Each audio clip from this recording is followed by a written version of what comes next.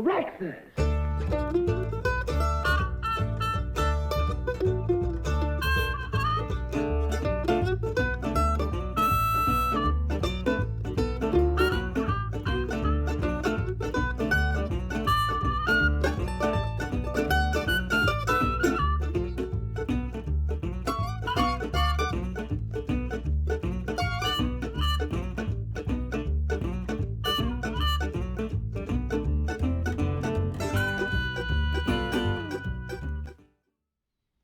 Good morning and welcome to Comics for Breakfast.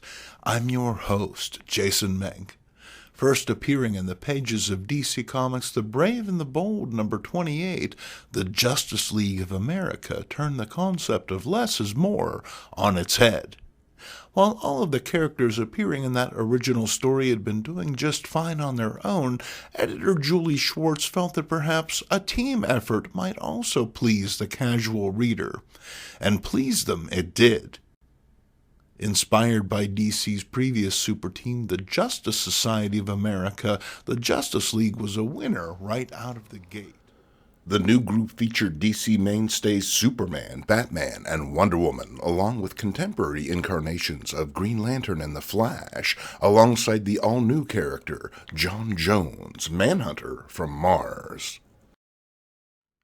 Justice League of America number 1 appeared in November of 1960. The book was an immediate success with readers who thrilled to the deadlier threats and more dynamic storylines.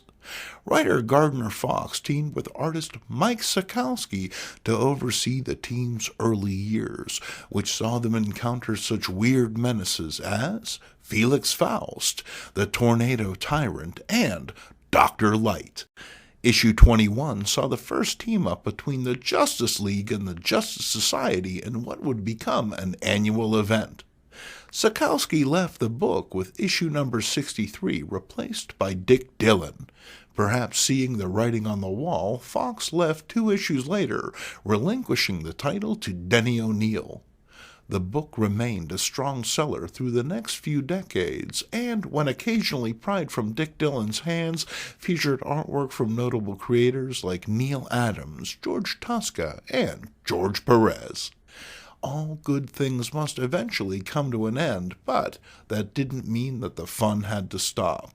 In fact, the laughs were just beginning with the launch of Justice League International number 1 in May of 1987. Written by J.M.D. Matisse and Keith Giffen with art by Kevin Maguire. As most of the original JLA were wrapped up in the company-wide Post-Crisis on Infinite Earths reboot, the creators used lesser-known characters like Blue Beetle and Booster Gold to great effect. DC leaned into this direction, spinning the new league off into different kooky incarnations, but this proved to be a dead end. Sure, humor was great, but in the end, this was meant to be the Justice League. These were DC's best and brightest, Earth's top line of defense. Something needed to be done, and that something was Grant Morrison.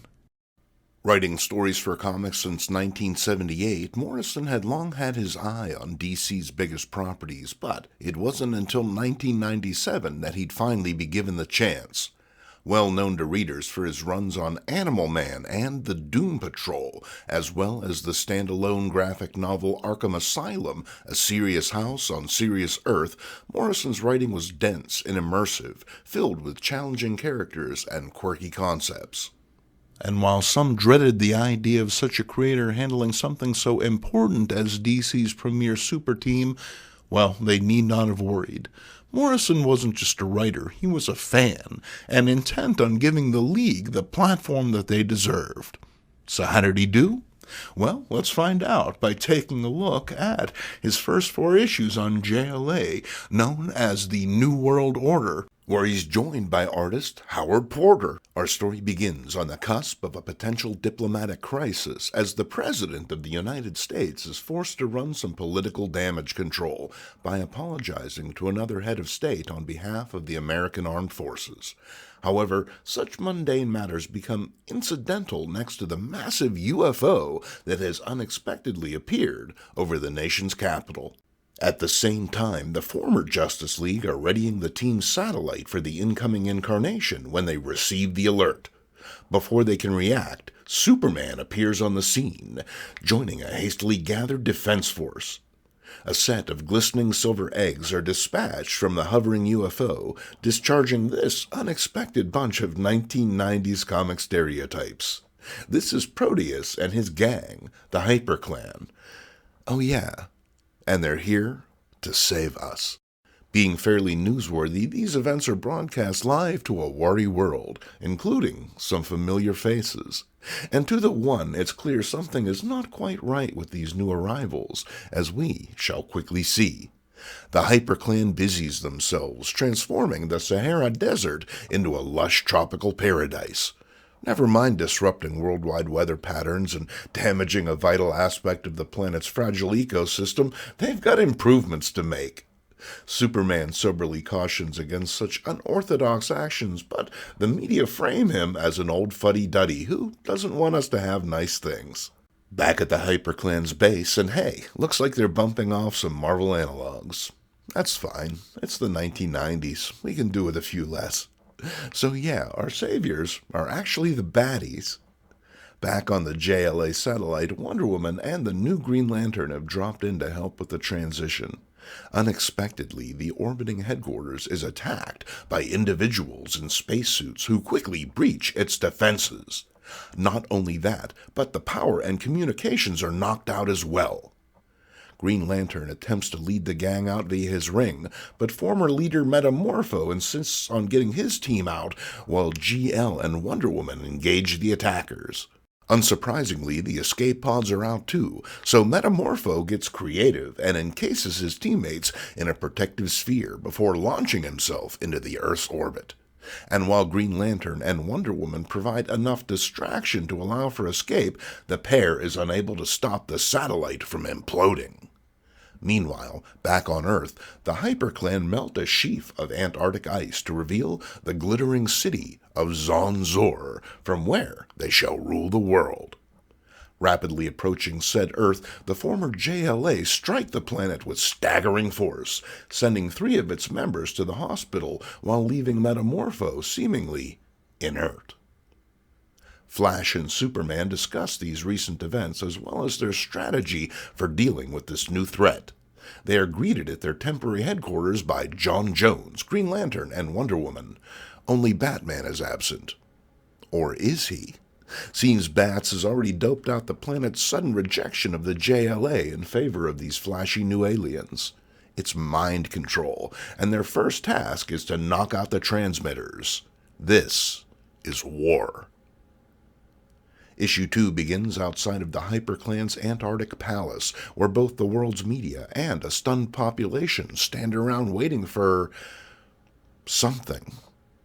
At the same time, in the Gobi Desert and the Pacific Ocean, new HyperClan structures seemingly appear out of thin air, to the amazement of all. These are the watchtowers, posts where the godlike entities can observe the rest of the world. At the same time, some sleuthing by the JLA unravels one mystery. Remember the UFO that appeared over Washington days before? Turns out it was a highly sophisticated hologram. With information scant and their options limited, the team opt to take the fight to the HyperClan, splitting into squads. Superman and Batman head for the Antarctic. Wonder Woman is dispatched to the Pacific Ocean, while the Flash and Green Lantern accompany John to the Gobi Desert. We first follow Diana on her quest as she quickly flies to her destination. No invisible plane necessary. As she nears her goal, she is unexpectedly attacked by Fluxus, the HyperClan shape-changer. And while he talks a good game, Diana isn't in the mood for chat. Waiting for her foe to breach the water, she is instead surprised to encounter Aquaman and his helpful pal, who have come to investigate the strange transmissions the Watchtower is emitting. And while the two royals seem keen to squabble, the arrival of HyperClan member Tronics puts any regal disagreements on the back burner. Diana engages her foe while Aquaman heads below the surface to start punching stuff. The two are quickly subdued, but before the villains can gloat too much, we cut away to the Gobi Desert, where Flash has been waiting an entire 3 minutes for Green Lantern to arrive. Probably would have been quicker to just pick the kid up and carry him, but hey, we've all got issues. The two wonder where John could be, mistaking a distant sand cloud for their friend. However, it's the super-fast Zum instead, leading Flash on a merry chase. Moments later, an electrified lasso drags Green Lantern into the middle of a conflict with Armek and Centurion. And while they sound like cheap toys from Fred's dollar store, they're able to bag GL fairly easily. And what about John Jones? Turns out he's being courted by Protex to join the new team. Screaming across the Antarctic, Superman and Batman discuss the situation. This is a great little moment in a comic chock full of them. Sure, things are looking grim, but writer Morrison has the heroes take a moment to talk shop. It helps cement their relationship before the next big set piece. Knocked from the sky by primates, Superman plummets to Earth while Immortal goes after the Batman. And while 2 missiles is usually plenty, Immortal is untroubled by the assault, turning them back on the craft. Below, Superman knocks Primate out, but his attention is drawn to the now flaming Batwing hurtling to Earth. Before he can fly to the aid of his teammate, Protex steps forward with what appears to be a shard of luminous green kryptonite. Shocked, Superman drops like Dad's slacks after the belt comes off and then, completely pacified, is dragged away by his cape. Talk about humiliating. With the Batwing a burning pile of scrap, it's looking decidedly dire for both the Earth and its greatest heroes. Issue 3 starts with this creepy scene as an incapacitated Superman is taunted by his now victorious foes. The rest of the JLA is in the process of being captured, all save one. That's right, old you-know-who has used the commotion caused by the crashing of his craft to circumvent security and penetrate the alien watchtower. This has also provided the Dark Knight detective with a critical clue to his enemies' identities. But will he be able to use it in time? Elsewhere, the Flash struggles in his battle with super speedster Zum. While Wally has battled other speedsters before, Zum uses his powers in a highly tactical way, getting the better of his embattled foe. Drawing upon his history as a hero, Wally uses his experience with mentor Barry Allen to formulate a plan. By tapping into the Speed Force, he's able to zip past Zum, then come up upon him from the other side, striking the Hyper-Klansman with enough accumulated force to drive him into orbit. Hope you held your breath, bud. At the same time, Green Lantern is struggling to deal with his 2 attackers, whose combined might has him scrambling. He takes out Armek with a ring construct, but is set upon by the mind-controlled onlookers. His defense is down. He's open to Centurion's shield attack, but is saved at the last moment by the Flash. The dynamic between these 2 characters is well developed here, with Kyle's newcomer brashness set off nicely by Wally's lifetime of heroics. The pair enter the Gobi Watchtower, quickly determining the position of the mind-controlled transmitters. In orbit around the Earth, the transmitters appear to be masked in some kind of other space, making them undetectable by normal means. Flash theorizes the transmissions are coming from a fleet of hidden ships and that the Hyper-Clan are merely an advance force. Before the pair can act, they are set upon by their enemies, subjugated and placed in the horrific Flower of Wrath. It seems all is in readiness for the final phase of the Hyper-Clan's plan, but then 5 defense drones abruptly go offline. Immortal muses it's the work of the Batman, a claim that's scoffed at by Protex. After all, with no powers, the Batman is the least of the JLA and no possible threat to them. Nonetheless, Immortal is sent to investigate. Using his heightened senses, he's able to quickly find the intruder, for all the good it does him. Moments later, Immortal suddenly ceases to respond, and a now irritated Protex sends more muscle out to swat this irritant. After coming this far, he will not be stopped. Soon, the Hyper-Clan stumble across a handily defeated Immortal. They are shaken by this, as Batman is a mere human and should have been easy prey. They find him grimly waiting, alone in the shadows, and move to take him down. However, Pointy Ears has it all figured out. These guys are stinking Martians.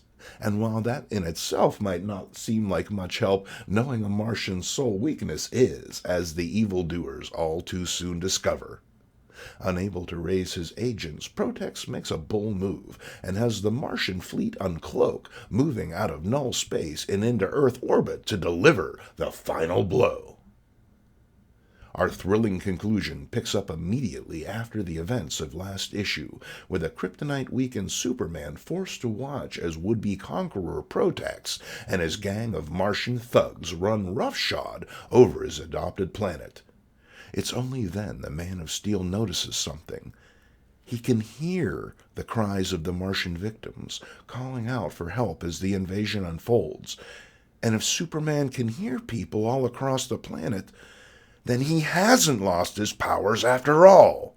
A blast of heat vision causes Protex's cape to burst into flame, driving the alien back. There is no kryptonite. It's all just a hypnotic suggestion implanted by his foe, a fact that Superman does not take lightly. The two titans begin to brawl, and Primate calls for the remaining Leaguers to be slain. However, Armek declines, unexpectedly transforming into John Jones. It seems he took his foe's place early to gain a tactical advantage, a fact Primate takes very personal. At the same time, the true Armek and Zum hurry to the Antarctic Watchtower to aid their fellows, but Superman and Protex only want to dance together. We get some freaky body horror here as Protex literally forces himself through the Man of Steel's pores. Ugh! John is driven outside of the Watchtower, beaten down by a now wild Primate and Armek. Luckily, the rest of the JLA are up from their nap on the Flower of Wrath and ready to tango. GL and Flash take out Armek while making with the snappy patter, further enforcing the blockbuster nature of this narrative. Aquaman does his best to get in on the fun, but he can't seem to land the punchline. Arthur really feels like the odd man out here, as if Morrison wasn't quite sure how this new aggressive version of the King of the Sea fit in with the rest of the toys. After Wonder Woman dispatches Primate in the icy grip of high Earth orbit, we return to Superman and Protex, whose battle has driven them deep into Earth's mantle. Weakened by the heat, Superman is able to deliver a knockout blow, ending the struggle. Returning to Earth, Wonder Woman rejoins her companions, and they ponder their next move. While the HyperClan has been routed, the Martian forces are still invading. There simply aren't the resources for the JLA to fight them directly, so stronger stuff is called for. Using the HyperClan's own media relay, Superman sends a message out across the Earth, telling its citizens to stand strong and resist. He reveals the invaders' weakness is fire, and, with that, humanity stands and repels the aliens in their midst. The Martians retreat back to the Still Zone, the area of null space where their ships were hidden. There, they surrender, and our heroes ponder their fate as the entire fleet is placed in stasis. Back on Earth, the seeming miracle in the Sahara has come to an abrupt end, the paradise rapidly reclaimed by the forces of nature. It's going to take a bit of doing to undo the damage the HyperClan has inflicted, but the Justice League are already moving to make things right. Soon, the moon sees a new kind of visitor as a remarkable structure is erected to watch over the Earth and prevent any such attacks from occurring again. Our epilogue finds Bob Gray wrestling with the nightmares of the night before and the uncanny sense that something unnameably precious has been taken from him. Unable to do more than wonder, he puts this aside and steps into a world blissfully unaware of his true nature. And so it goes. I purchased this issue off the newsstand at a point where my interest in modern comics had flagged. Morrison's take on the characters immediately hooked me. Suddenly there was a sense of importance to the Justice League. These weren't just second stringers fighting the villain of the week or struggling with internal struggles, but instead it was DC's Big Seven, leading the charge against an all-out invasion on Earth. Morrison gave each character a clear, distinctive voice, magnifying the most compelling aspects of their personality in such a way as to make the characters seem almost deific. Artist Howard Porter's cinematic approach to storytelling proved an ideal match. His characters were bold and expressive, existing in a world moving so fast that even the panel layouts constantly shifted. Porter's eye for detail and gift for rendering powerful imagery picks up every stick that Morrison lays down, juggling them seemingly effortlessly as the tale speeds along. And while there are a few worrying panels towards the end of the book, they are quickly forgiven. This is modern myth-making, and the ends aren't always going to be neat and tidy. John Dell's inks are solid, adding body and gravity to the already impressive artwork.